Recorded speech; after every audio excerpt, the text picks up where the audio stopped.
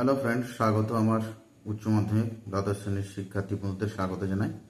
বন্ধুরা, তোমরা আশা করি তোমরা ভালোই প্রস্তুতি নিয়েছো। আগামী 8ই সেপ্টেম্বর তোমাদের বাংলা ভাষা যাদের আছে তাদের পরীক্ষা। আশা করি তোমরা পরীক্ষা খুব সুন্দর বা ভালো দেবে। তাই আজকে তোমাদের জন্য নিয়ে এসেছি একটি মক টেস্ট। দেখি তোমরা কে কতটা প্রশ্ন উত্তর দিতে পারো, কমেন্টে আমাকে তোমরা জানাবে। চলে এলাম আজকের প্রশ্ন। জয়রাম মুক্তার মেজবাবুদের এস্টেটের মুক্তার হিসেবে কর্মরত ছিলেন 5 বছর, 10 বছর, 15 বছর না 20 বছর?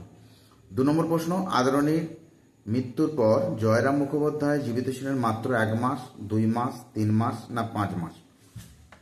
পাঠ্য ধর্ম কবিতাটির কবি হলেন নবনীতা দেবসেন, শক্তি চট্টোপাধ্যায়, শ্রীজাত বন্দ্যোপাধ্যায় না শঙ্খ ঘোষ? গার্সিয়া লোরকার ধর্ম ছিল গান গাওয়া, বিজ্ঞানের আবিষ্কার, কবিতার জিত না নতুন পতাকা? প্রত্যেকে তোমরা আমাকে কমেন্টে উত্তরগুলো জানাও, কি কটা উত্তর পারো দেখি। স্বামী বিবেকানন্দের মতে অন্তরের প্রকাশ্য ভাবরাশি আসবে ক চলিত কথায়, সাধু ভাষায়, সংস্কৃত ভাষায় না প্রাচীন বাংলায়? 6 নম্বর প্রশ্ন চলে যায়। পোটরাজে বাড়ির সামনে কাকটি কোন গাছে বসে চেঁচিয়ে ওঠে? তেঁতুল গাছে, বট গাছে, নিম গাছে না কাঁঠাল গাছে? এই প্রশ্নটি খুব গুরুত্বপূর্ণ, তোমরা দেখবে টেস্ট পেপারেও কিন্তু প্রশ্নটা খুব ধরেছে। চলে যায় 7 নম্বর প্রশ্ন। তার সঙ্গে কবিতায় কবির সময়টা কিরূপ বলে জানিয়েছেন? খুব ভয়ঙ্কর না, খুব শান্তির না, খুব আতঙ্কের না, খুব সুবিধের না? 8 নম্বর প্রশ্ন, স্বামী বিবেকানন্দের বাঙ্গালা ভাষা প্রবন্ধটি যে মূল গ্রন্থের অন্তর্গত তা হলো ভাববার পাতা, পরিব্রাজক, প্রাচ্য, পাশ্চাত্য না বর্তমান ভারত?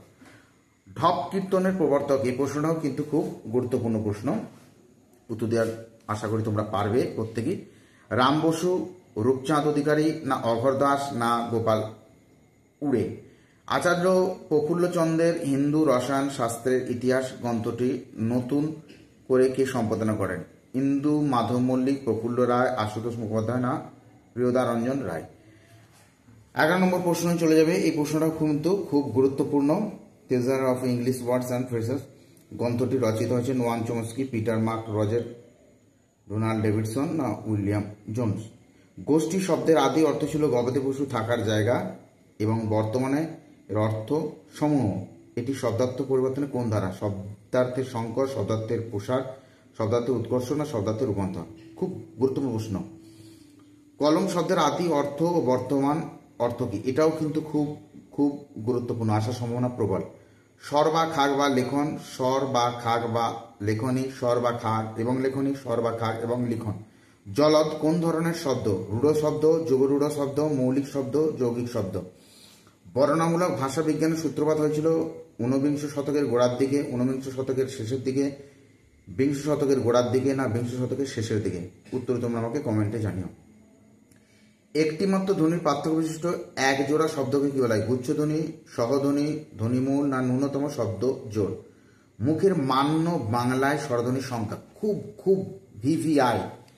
অবশ্যই তোমরা এটা ভালো করে প্রশ্নটা দেখে যাবে, টেস্ট পেপারে পাতায় পাতায় ধরেছে। 7টি, 8টি, 9টি না 11টি? পাবলো নেরুদা কোন দেশের কবি ছিলেন? এটাও গুরুত্বপূর্ণ। ব্রাজিল, চিলি, রাশিয়া না ভিয়েতনাম?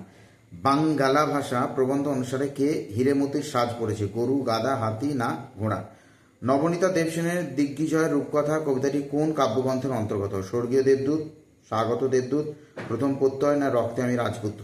তুনির শব্দের অর্থ হলো তীর বা স্বর রাখার আধার, বর্মধারণ না রাজমুকুট না অশ্ব? এই প্রশ্নটা কিন্তু খুব গুরুত্বপূর্ণ। চলে এলাম আমরা 22 নম্বর প্রশ্ন। বন্ধুরা দেখো, 22 নম্বর প্রশ্নটা আমরা দেখে নিই। আদরণী গল্পে জুনিয়র উকিল হলেন জয়রাম মুক্তার, কুঞ্জবিহারী, বংশবিহারী বাবু না নগেনচন্দ্র বাবু? খুব গুরুত্বপূর্ণ প্রশ্ন এটা, কিন্তু দেখে যেও তোমরা অবশ্যই। 23 নম্বর, আদরণী গল্প অনুসারে একদিন এজলাসে জয়রাম মুক্তারের সঙ্গে কার বচসা সমাধে? এক মক্কলের, এক মুক্তারের, এক ডেপুটির না এক বিচারকের?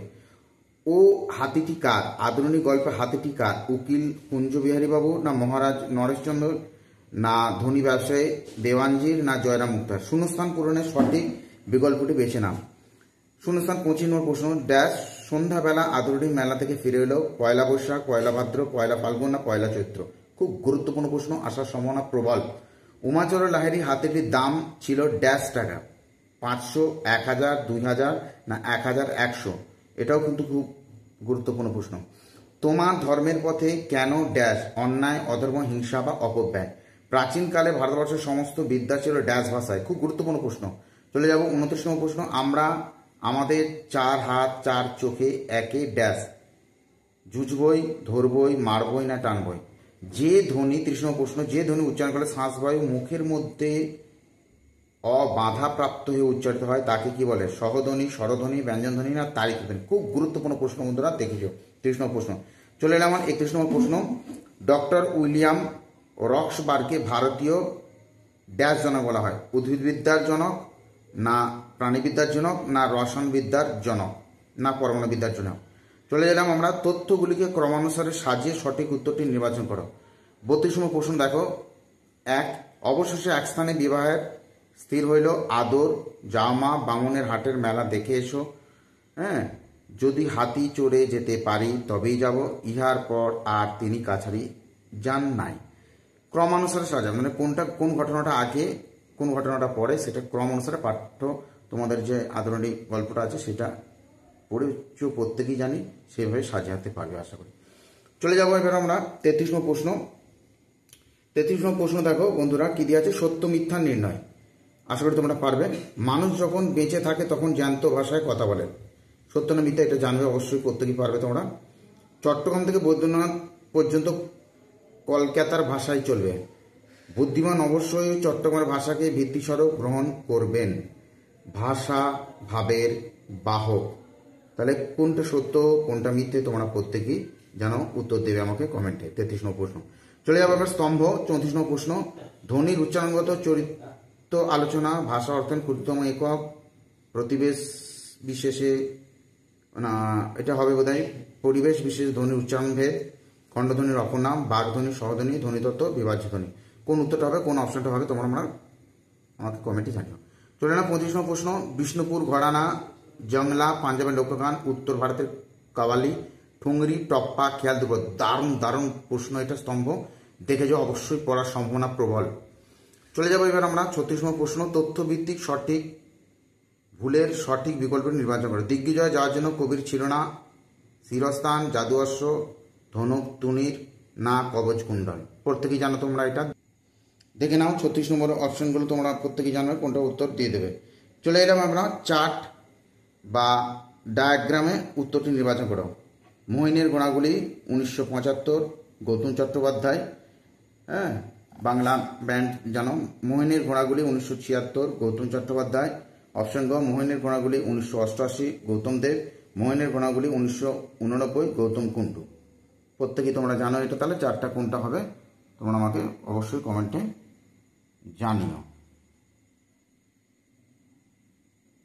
দেখে নাও ভালো করে। চলে যাবে আমরা 38 নম্বর প্রশ্ন। বন্ধুরা দেখে নাও 38 নম্বর প্রশ্ন। আঁকা, কবিতা লেনিন বিজ্ঞানী ভারত, চিত্রকলা নৃত্য লেনিন শিল্পী ব্রাজিল, নতুন পতাকা বিপ্লব লেনিন রাষ্ট্রনেতা রাশিয়া, বিজ্ঞানের আবিষ্কার কয়েদি লেনিন সৈনিক ভিয়েতনাম? তাহলে কোনটা হবে উত্তরটা তোমরা আমাকে কমেন্টে অবশ্যই জানিও। চলে এলাম আমরা 39 নম্বর প্রশ্ন। দেখে নাও। তারপরে চলে এলাম 40 নম্বর প্রশ্ন। এই প্রশ্নটিও কিন্তু টেস্ট পেপারে প্রতিটি পাতায় ধরেছে, তোমরা অবশ্যই ভালো করে একটু প্র্যাকটিস করো। এবং এই 40টা প্রশ্ন দিলাম, তোমরা ওই ম্যারাতে বাড়িতে একটু প্র্যাকটিস করে উত্তরগুলো আমাকে কমেন্টে জানাবে। দেখো সুন্দর করে, তোমাদের উত্তরের অপেক্ষায় রইলাম। ভালো থাকো, সুন্দর থাকো, তোমাদের পরীক্ষা আশা করি খুব ভালোই হবে।